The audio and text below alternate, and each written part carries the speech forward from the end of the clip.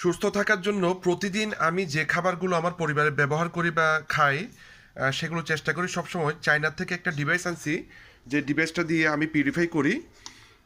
এই ডিভাইসটার ওজোন গ্যাসের মাধ্যমে যে কোনো ধরনের খাবার থেকে দূষিত পদার্থগুলো বের করে ফেলতে পারে। হ্যাঁ, তো আমি আজকে আমার ছেলেমেয়েরা চিকেন খুব পছন্দ করে, তাদের জন্য চিকেন পিউরিফাই করতেছি।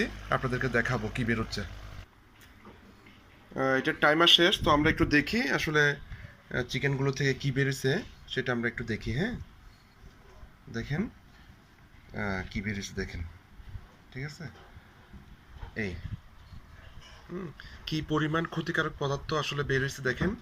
এভাবে যদি প্রতিদিন পিউরিফাই করে খাবার ব্যবহার করতে পারেন তাহলে অনেকাংশে সুস্থ থাকবেন, অনেকাংশে সুস্থ থাকবেন। দেখেন এগুলো কি বেরিয়েছে দেখেন। এই তো ভিডিওটি উপকারী মনে হলে অবশ্যই শেয়ার করবেন।